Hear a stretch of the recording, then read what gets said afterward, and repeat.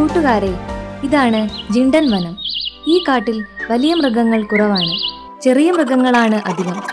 പക്ഷെ ഇവരുടെ രാജാവ് ആരാണെന്നറിയണ്ടേ? ജുംബൻ സിംഹം. ജുംബന്റെ അലർച്ച കേട്ടാൽ മതി, കാട് നടുങ്ങും. കണ്ണിൽ കണ്ട എല്ലാ മൃഗങ്ങളെയും കൊന്നൊടുക്കുന്ന ഒരു ദുഷ്ടൻ രാജാവായിരുന്നു ജുംബൻ. കണ്ടില്ലേ കൂട്ടുകാരെ ജുംബന്റെ പരാക്രമങ്ങൾ? ഇവനെങ്ങനെ കാട്ടിലെ മൃഗങ്ങളെ മുഴുവൻ കൊന്നൊടുക്കിയതോടെ മൃഗങ്ങളെല്ലാം കൂടി ഒരു തീരുമാനമെടുത്തു. ഓരോ ദിവസം ഒരാൾ വീതം ജുംബന്റെ ഗുഹയിലെത്തണം. അങ്ങനെ ജുംബന്റെ ഗുഹയ്ക്ക് മുന്നിൽ മൃഗങ്ങളുടെ എല്ലുകൾ കുന്നുകൂടി. അങ്ങനെ ഇരിക്കെ ഒരു ദിവസം മിന്നുമുയലിന്റെ ഊഴമായി. മഹാസൂത്രക്കാരിയാണെങ്കിലും പേടിച്ചു വിറച്ചാണ് മിന്നു സിംഹത്താന്റെ ഗുഹയിലേക്ക് നടക്കുന്നത്. കൂട്ടുകാരെ, ദാ നോക്കൂ, പാവം മിന്നുവിന്റെ പോക്ക് കണ്ടില്ലേ? ഈശ്വര, ആ ദുഷ്ടൻ ഇന്നിനെ കൊന്നത് തന്നെ. രക്ഷപ്പെടാൻ ഒരു വഴിയും കാണുന്നില്ലല്ലോ. ആ പോയി, ഇത് തന്നെ സൂത്രം. ദാ ആ കാണുന്നതാണ് ജുംബന്റെ ഗുഹ. ആ കാവൽക്കാരെ കണ്ടില്ലേ? അവരാണ് നീലനും പീലനും. രാജാവിനെ പോലെ തന്നെ ക്രൂരന്മാരാണ് ഇവരും. എടാ പീല, ഇന്നൊരുത്തനെയും കാണുന്നില്ലല്ലോ. ഒരുത്തൻ വരുന്നുണ്ട്. കൂട്ടുകാരെ, എവിടെ നമ്മുടെ രാജാവ്? എനിക്ക് അദ്ദേഹത്തെ കാണാൻ തിടുക്കമായി. നിന്നെ ഞാൻ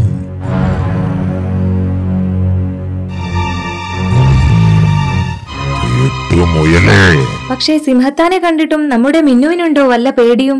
അവൾ വെറുതെ നിന്നു. കീടമേ, നിന്നെ ഞാനിപ്പോൾ തിന്നും. എടാ പീല, ഈ അഹങ്കാരി മുയലിനെ പിടിച്ചു കിട്ടി എന്റെ കാച്ചുവട്ടിൽ കൊണ്ടുവരൂ. സിംഹത്താൻ ഇങ്ങനെ അലറിയപ്പോൾ മിന്നു പറഞ്ഞു, ക്ഷമിക്കണം പ്രഭു, ഒരു കാര്യം അങ്ങയോട് ഉണർത്തിക്കാനുണ്ടായിരുന്നു. മുയലേ, എന്ത് കാര്യം? വേഗം പറഞ്ഞു കുലയ്ക്ക. പ്രഭു, ഞാൻ ഇങ്ങോട്ട് വരുന്ന വഴി ഒരു സിംഹത്തെ കണ്ടു, ഒരു ഭയങ്കരൻ. അവൻ അങ്ങയെ കൊന്ന് കാട് പിടിച്ചെടുക്കാൻ വന്നതാണത്രേ. നമ്മുടെ നാട്ടിൽ അങ്ങനെ ഒരു സിംഹം? പ്രഭു, ഞങ്ങൾക്ക് അങ്ങ് തന്നെ രാജാവായിരിക്കുന്നതാണ് ഇഷ്ടം. ഇനി ആ ദുഷ്ടൻ അങ്ങയെ കൊന്നാലോ? എനിക്ക് പേടിയാവുന്നു. എന്നെ കൊല്ലാനോ?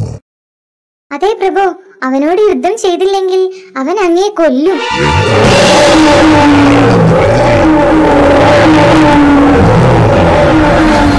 ചുംബനാരാണെന്ന് അവൻ അറിയിച്ചിട്ട് തന്നെ കാര്യം.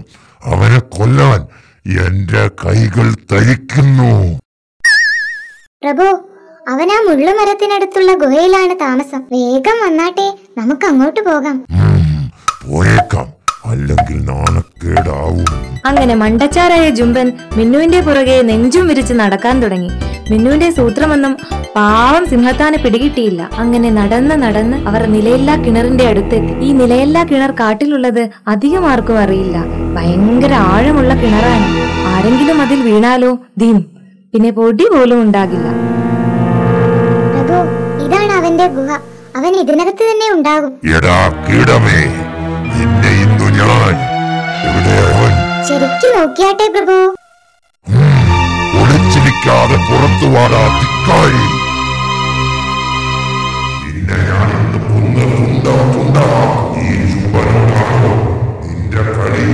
പാവം സിംഹം കിണറ്റിലെ വെള്ളത്തിൽ കാണുന്നത് സ്വന്തം പ്രതിബിംബമാണെന്നറിയാതെ വെല്ലുവിളി തുടർന്നു. പ്രഭു, വേഗം അവന്റെ കഥ കഴിക്കൂ.